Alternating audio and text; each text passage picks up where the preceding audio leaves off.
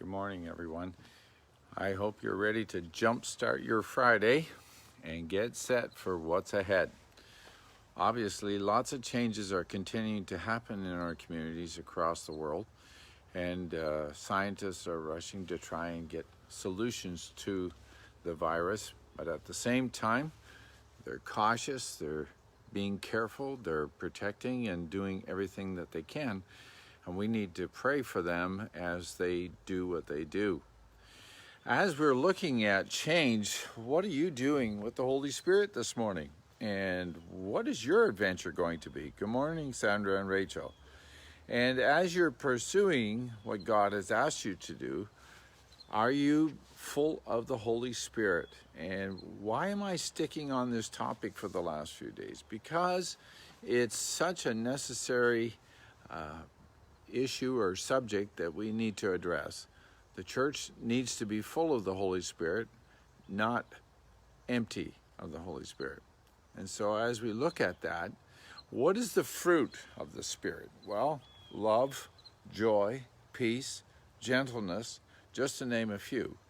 And if those fruits are on the tree that who you are as a person, as a tree, and you're bearing those fruits, and people are enjoying their consumption of those fruits in your relationship. Good morning, Sean.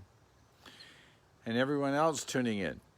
If you present love and you present joy and you present peace to people, what a huge difference you make in someone's life. And that's all taken from the book of Acts, chapter 1. So read the whole chapter. Read the whole experience of just exactly how this exploded in the early Christian church and what a difference it made. It makes a difference if there's no love in the room. It makes a difference if there's no joy in the room. It makes a difference if there's no peace.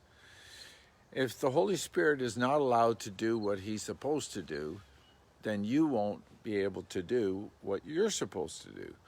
And that is be full of love and joy and peace. That is a huge jump for some folks, but it's a necessary jump for us to continue as a faith community in ministering to our world.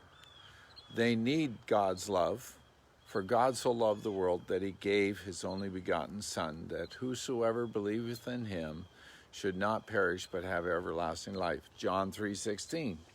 So why do we insist on this? Because without love, the world would be a very angry place. And we see it with the protests and stuff going on. Love forgives. Love doesn't keep a record of wrongs. Love moves forward. And love does the right thing, not the wrong thing. Love doesn't destroy. Love builds. And that's what our world needs right now, because a lot of people have had many things destroyed because of COVID. They've had businesses destroyed. They've had friends and family that have suffered great loss. And love is the only healer that this world needs right now. And the biggest and the best source of love is the love of God. For God so loved the world, he gave. And that's what it is for believers, folks, that we give. We are givers in the truest sense of the word. We're not selfish and self-directed for own intents and purposes.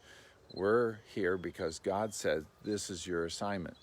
And so I encourage you to bring love into the room today, to have a great weekend, and to finish your week well. Remember, finishing well is not just for some folk, it's for everyone. And so with that thought in mind, I wish you all the best and have a great Friday. Be fantastic. Sow good seed. Have great fruit. And remember, the seeds of the fruit you sow are within the fruit. Remember that. The DNA of God's replenishing is always in the fruit. The seeds are there. And if you put them into good opportunities, then people will know what it is to see the fruit that God has. Have a great day. Like and share. Thank you for your love and trust out there. And remember, someone needs to hear this message. Someone needs to know that there is opportunity for change for the positive. Have a great day. Bye-bye.